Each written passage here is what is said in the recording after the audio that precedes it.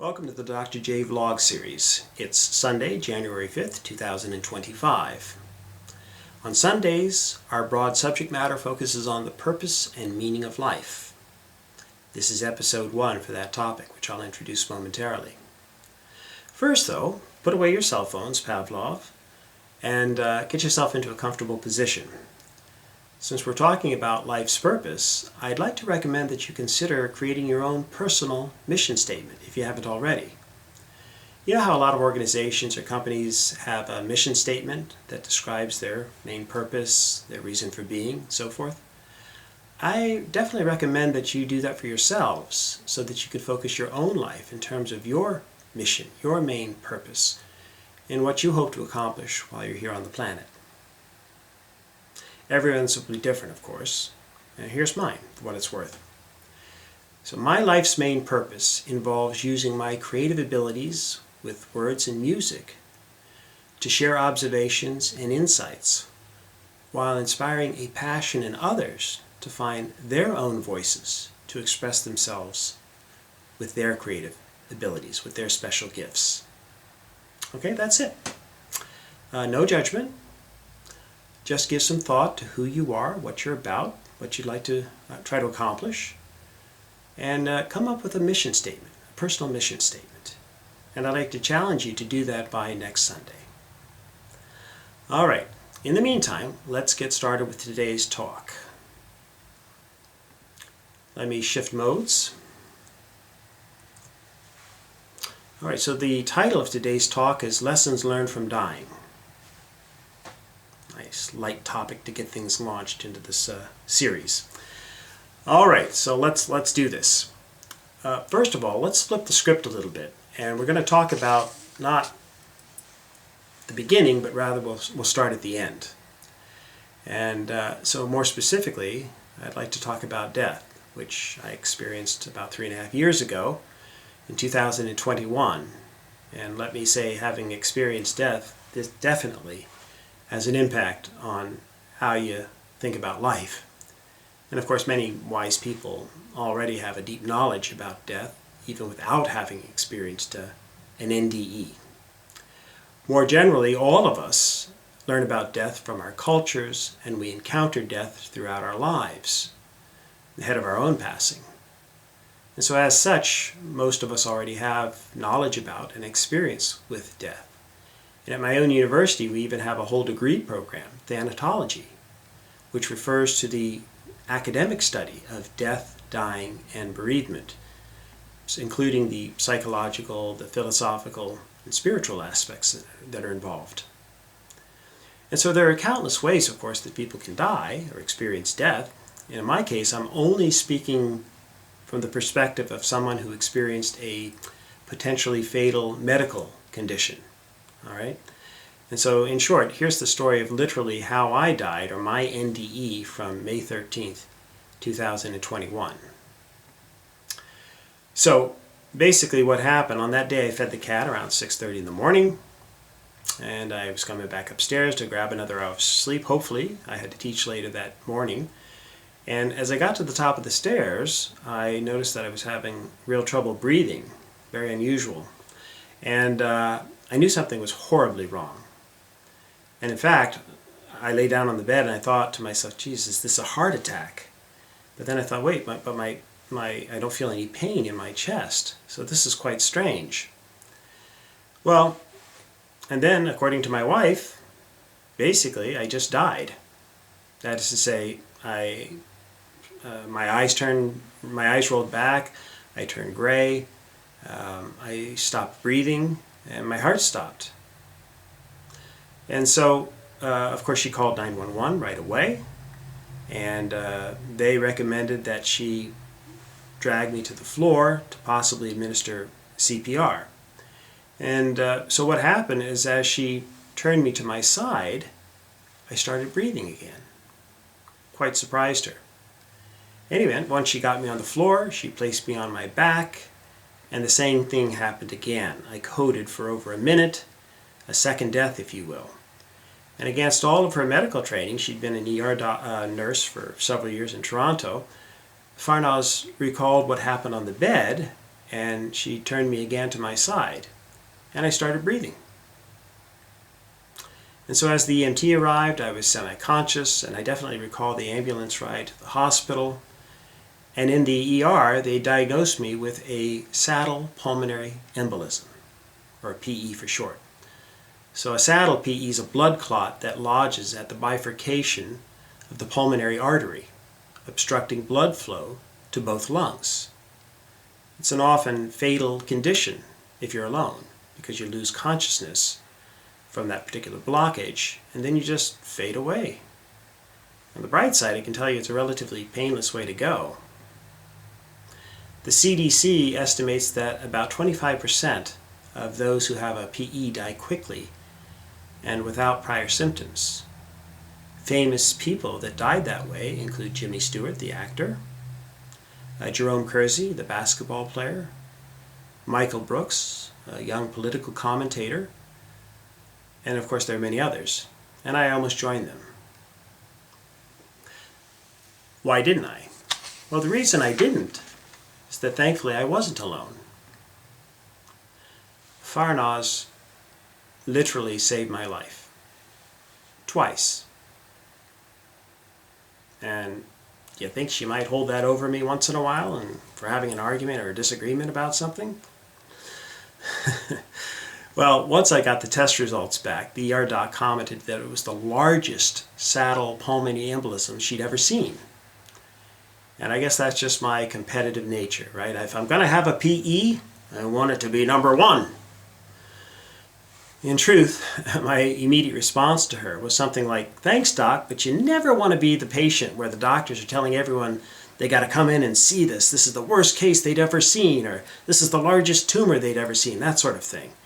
And I think as a general rule, you never want to have a medical condition or a disease named after you, right? You don't want to end up in the textbooks, the medical texts, and so you'll have things like, conversations like, "Hey, how's the patient?" "Well, they had the Dr. J pulmonary embolism." "Oh my gosh, is that bad?" "Oh yeah, it's the worst. That'll kill you." No, I'm not from Fargo. All kidding aside, they couldn't understand how I'd been functioning with such a large saddle PE impeding my breathing. And truth be told, I'd wondered what was going on for a couple of months. My normal cardio suddenly sucked. I had a persistent cough. I was tired all the time, and I thought, my gosh, what's going on? I've let myself go. I need to just start training harder. But of course, in the process, I was actually killing myself by trying to work out harder and get my cardio back. Well, anyway, I did take some medical actions, though. I got tested for COVID, which was negative. My family doc suspected acid reflux, but the prescribed treatments did nothing either. So Dr. H ordered a chest x-ray, which I was scheduled to have done the next week. Unfortunately, of course, that would have been a bit too late. So I'll comment briefly about what actually happened while dying, or what's it like to die, right? And so three things stand out. First, I vividly remember the moments just before I died. In fact, I distinctly remember my final thought. I knew I was dying, but I actually wasn't scared or afraid. That wasn't the emotion. Instead, my last thought was basically, crap, I can't believe I'm just going to die. It's such a waste. Basically, I was frustrated and annoyed that I was just going to die senselessly before I'd even turned 60. So I felt like I had so much I still wanted to do. The second thing that I learned, or what happened when I crossed over, whatever your beliefs, don't we all sort of wonder what's really going to happen on the other side? So what did I see? Bright lights, heavenly gates, angels, the face of God, hellfire,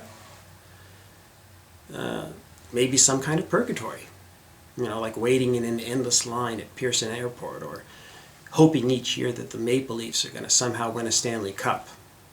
Now, I've heard and read about others, NDEs. There are whole websites, in fact, that are devoted to NDEs and the afterlife, and in fact there's even ongoing scientific research on the phenomenon. So, what did I see? Nothing. No thing, not a thing.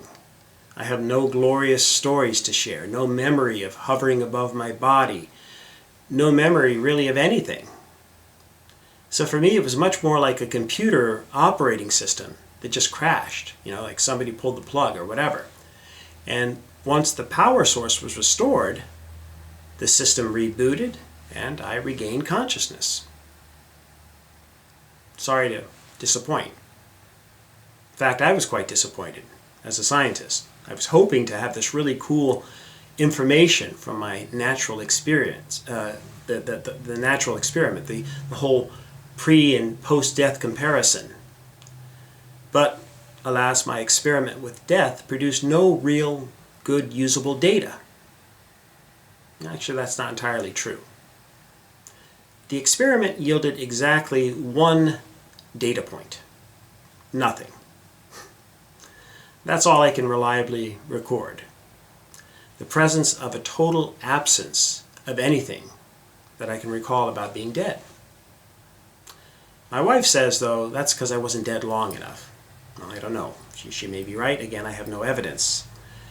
But it wasn't a complete waste either, because the NDE certainly taught me some important lessons. And so that's what I want to focus on briefly. What were the lessons learned? Well, the most obvious, I guess, how precious our time is on the planet, right? At least in this form. For the vast majority of us, that amounts to something less than 100 years. In Canada and the United States, just under 30 people per 100,000, or 0.03 of 1%, actually live to 100, although the numbers keep rising. Second, apparently I've already beaten the odds, right? Simply by having survived the largest saddle pulmonary embolism they'd ever seen at University Hospital in London. Third, I'd read a tidy little self-help book some years ago in the late 90s titled Don't Sweat the Small Stuff by Richard Carlson. Carlson's book contains some really great advice about not worrying too much about life's minor inconveniences, the trivial issues that crop up daily. Instead, we should be present every day, freed from worrying too much about the past mistakes we've made and from worrying too much about an unknown future. The book ended up being published in 135 countries and translated into about 30 languages, so it was quite the success. I think it was on the New York Times bestseller list for a couple of years, in fact. Fourth thing I learned is that Dr. Richard Carlson and I shared the same birthday, May 16th. We're Tauruses. But also, I learned that Dr. Carlson died, unfortunately, on December 13th, 2006, at the age of 45. Can you guess what he died from? That's right, a pulmonary embolism. He died on a flight from San Francisco to New York City of a PE. Well, that's pretty strange. I don't know if you would agree with me in that regard, but I definitely find that to be the strangest of coincidence.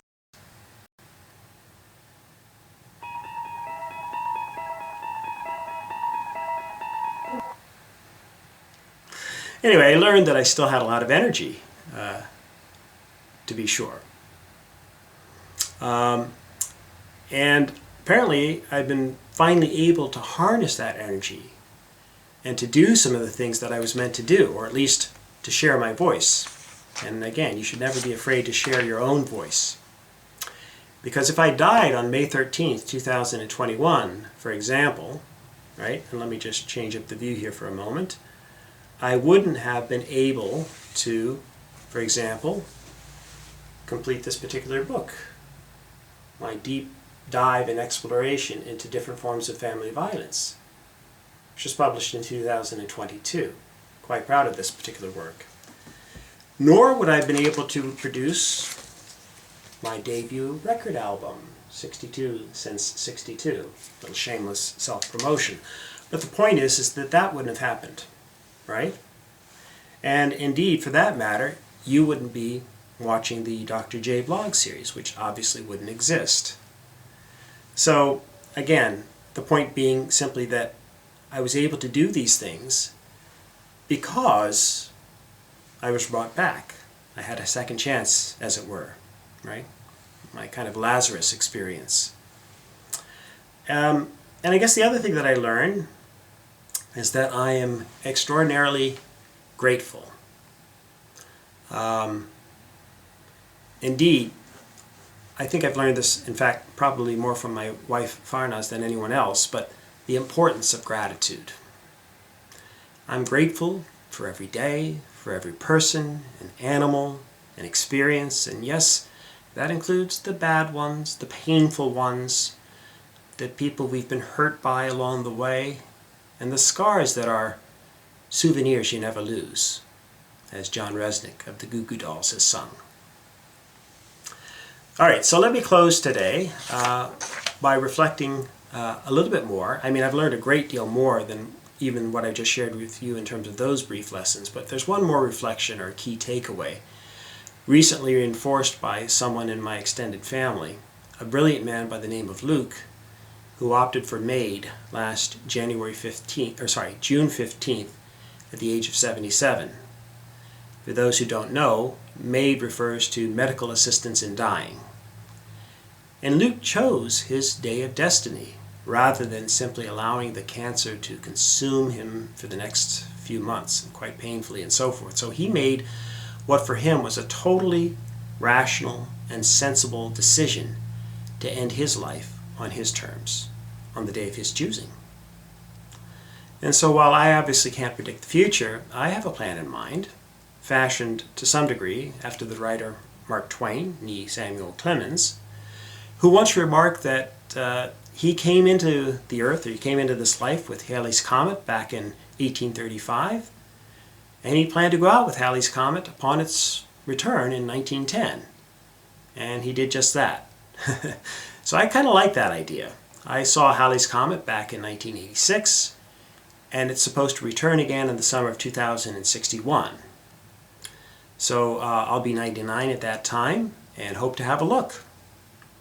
And if all goes well, I plan to perhaps die the following year with Halley's Comet's exit, and shortly after May 16th, when I will have turned 100 years of age, inshallah. But I have a backup plan just in case. So if there comes a day when I no longer want to learn anything, or have lost the energy to be curious about the world or anything like that, then I'll know, as the Native American expression is, that it's a good day to die. An Ottawa Indian woman has explained the expression the following. She suggests that it means that we should always be prepared to die and have no regrets. That's why it's important to begin each day fresh and not let past problems or present distractions cloud how the Creator wants us to live. End quote. And sage advice indeed.